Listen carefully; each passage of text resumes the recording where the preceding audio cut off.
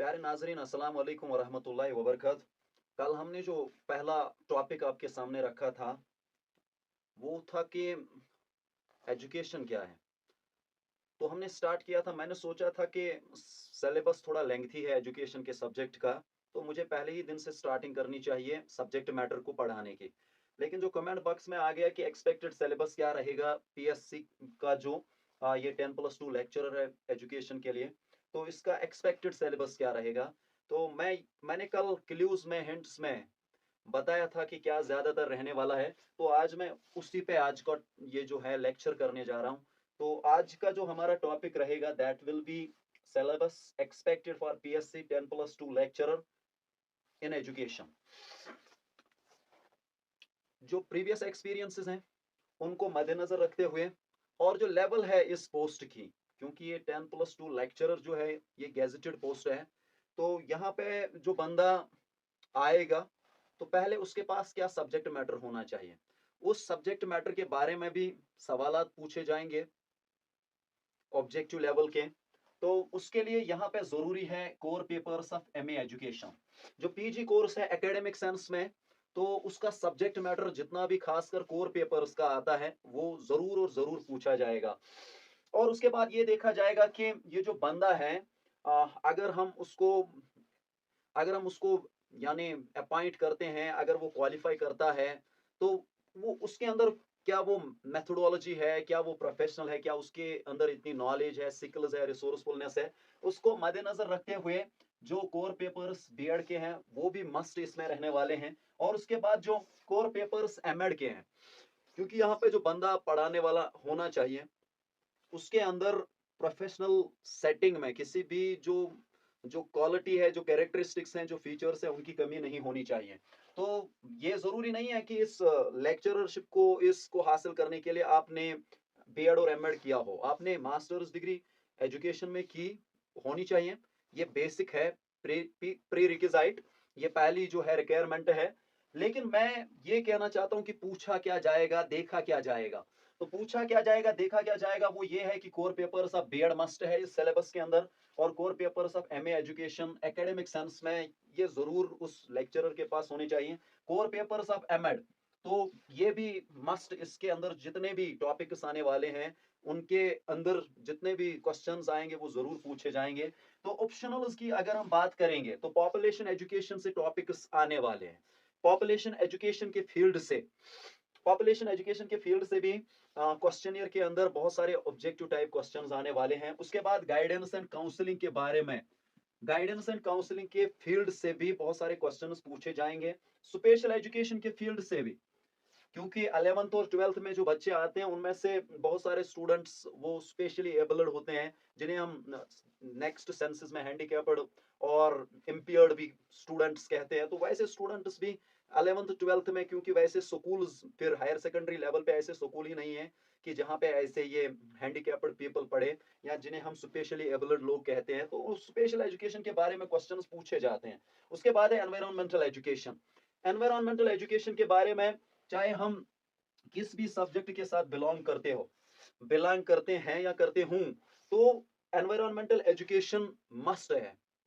छोटे लेवल से लेके बड़े लेवल तक बच्चों को एनवायरनमेंट के बारे में, क्योंकि हम इससे दूर तो नहीं रह सकते हैं। एज ह्यूमंस हमारे इर्द गिर्द जो फिजिकल एनवायरनमेंट है, जो बायोलॉजिकल एनवायरनमेंट है, तो उसके बारे में सवाल जरूर पूछे जाते हैं। क्योंकि अगर इस दुनिया में कोई मैन जो है वो एनवायरनमेंट को इफेक्ट करता है, एनवायरनमेंट मैन को इफेक्ट करता है, तो ये चीजें जो है एनवायरनमेंट के बारे में बहुत ज्यादा क्वेश्चंस एक्सपेक्टेड हैं।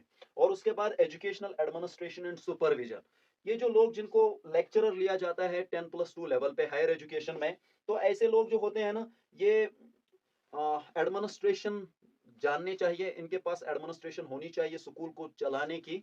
और उसके बाद उनको सुपरवाइज करने की जो टोटल एक्टिविटीज होती हैं हायर सेकेंडरीज के अंदर, तो या जो इंटीग्रेटेड हायर सेकेंडरीज होती है जहाँ 9th 10th भी होता है, तो उन क्लासेस का भी सुपरविजन करने के लिए बहुत सारे ऐसे 10+2 लेक्चरर्स जो होते हैं, वो इंटीग्रेटेड हायर सेकेंडरीज में क्या होते हैं, वो वहाँ पे एज प्रिंसिपल्स भी काम करते हैं। ये गेजेटेड पोस्ट है, तो इसलिए एजुकेशनल एडमिनिस्ट्रेशन और सुपरविजन इसमें मस्ट आने वाला है। और उसके बाद स्टैटिस्टिक्स की अगर हम बात करेंगे, जो टोटल सारे डोमेन्स में जो काम होते हैं उनको फिगर्स में डालना, उनकी प्रॉपर जो है इवैल्यूएशन करना, फिगर्स को करेक्ट रखना, प्रॉपर जो है अ, हर किसी चीज़ का डॉक्यूमेंटल प्रूफ रखना, तो उसके लिए स्टैटिस्टिक्स मस्ट है।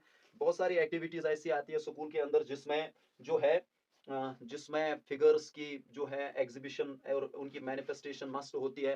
मार्क्स कार्ड्स का मसला होता है, रिजल्ट का, गैजेट्स का, बाकी चीज़ों का, तो स्टैटिस्टिक्स मस्ट है इस मामले में। और उसके बाद measurement and evaluation.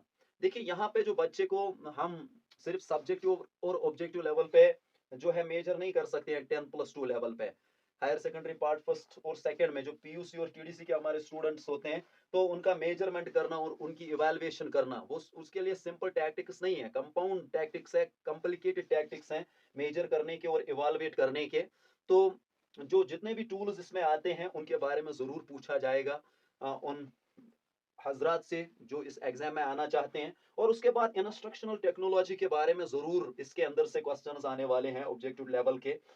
Instructional technology, क्योंकि यहाँ जो बंदा पढ़ाएगा तो उसके पास जो है ना उसे पता होनी चाहिए कि किस तरह का सब्जेक्ट मैटर है, उसे किस यानी तदरीसी टेक्नोलॉजी के हिसाब से पढ़ाना है, टीचिंग लर्निंग मटेरियल्स कैसे इस्तेमाल करने हैं। तो ये वाला जो टीचर होगा एजुकेशन का, तो इंस्ट्रक्शनल टेक्नोलॉजी के बारे में इसको यहाँ पे क्वेश्चंस बहुत सारे पूछे जाएंगे। तो अगर हम यहाँ पे बात करते हैं इस कोर की, तो इसमें आने वाली है philosophy, that is philosophy. Philosophy के बारे में बहुत सारे क्वेश्चंस पूछे जाएंगे। उसके बाद सोशियोलॉजी, यानी मैं philosophical foundations of education first and philosophical foundations of education second की बात करता हूँ। यहाँ पे इसके बाद आती है सोशियोलॉजी। तो इसमें एंशिएंट सोशियोलॉजी भी जो बहुत रिसेंट नहीं है, और रिसेंट सोशियोलॉजी के बारे में और उनसे आने वाली टर्म्स और जो उसके अंदर कंसेप्ट्स आने वाले उनके बारे में पूछा जाएगा। That is sociological foundations of education first and sociological foundations of education second, इसमें क्वेश्चंस आने वाले हैं। और फिर है psychology. Psychological foundations of education first and second, इन दोनों इन दोनों से क्वेश्चंस आने वाले हैं। इनका वॉल्यूम फर्स्ट, वॉल्यूम सेकंड, या लेवल फर्स्ट, लेवल सेकंड जो है, पेपर फर्स्ट या पेपर सेकंड जो है, उनमें बहुत सारे जो हैं टॉपिक्स वैरी करते हैं, तो इसमें भी बहुत सारे जो है क्वेश्चंस आने वाले हैं। खास तौर पे ये जो मेथोडोलॉजी ऑफ एजुकेशनल रिसर्च, सबसे ज्यादा जो चौंकाने वाले क्वेश्चन आते हैं, सबसे ज्यादा जो surprising, astonishing and fascinating questions आ जाते हैं, वो इस मेथोडोलॉजी से आते हैं। Methodology of educational research first and educational research second, इससे बहुत सारे क्वेश्चंस आते हैं क्वेश्चनियर के अंदर, और बहुत टफ होते हैं, डिफिकल्ट होते हैं। इसमें सबसे ज्यादा मेहनत करनी पड़ेगी हमारे स्टूडेंट्स को मेथोडोलॉजी में, क्योंकि यहाँ जो है साइंटिफिक तरीकेकार को लिया जाएगा। तो मेथोडोलॉजी ऑफ एजुकेशनल रिसर्च पे ज्यादा नजर रहनी चाहिए हमारे जो स्टूडेंट्स हैं, हमारे जो ऑडियंस हैं, हमारे जो व्यूअर्स हैं, उनको इस पे ज्यादा नजर रहनी चाहिए। और हम इस चीज को नहीं छोड़ सकते हैं, that is history of Indian education. जो डेवलपमेंट है, जो ग्रेजुअल डेवलपमेंट हो गई, जो सिस्टमेटिक डेवलपमेंट हो गई इंडियन एजुकेशन की, तो ये हिस्ट्री ऑफ इंडियन एजुकेशन, ये बहुत ज्यादा क्वेश्चन इसमें से भी आने वाले हैं। जो कमीशन है, खास तौर पे उन कमीशन के बारे में सवाल पूछे जाएंगे बहुत ज्यादा, खास तौर पे हमारी जो अब आ चुकी हैं पिछले नेशनल पॉलिसी एजुकेशन की पहली वाली, फिर रिवाइज्ड नेशनल पॉलिसी, फिर जो recently national policy of education आ गई, तो उनके बारे में ज्यादातर सवाल आ जाते हैं। तो history of Indian education must है। लास्ट में मैं ये कहना चाहता हूं कि फिलॉसफी पे हमारा ध्यान रहना चाहिए, सोशियोलॉजी पे, साइकोलॉजी पे, मेथोडोलॉजी पे और हिस्ट्री पे, इस पे हमारा सबसे ज्यादा ध्यान रहना चाहिए। और इसके टॉपिक्स को हम सिस्टमेटिक मैनर में आपके सामने लाएंगे। और हम जो आपको पढ़ाने जा रहे हैं, जो ऑप्शनल्स हम आपको पढ़ाने जा रहे हैं, वो है population education, guidance and counselling, special education, environmental education, educational administration and supervision, statistics, then there is measurement and evaluation and instructional technology. This is the expected syllabus and syllabus of education for higher secondary part first and second, that is for 10+2 lecturership in education. This is all from here for today. Thanks a lot. God bless you and God bless me.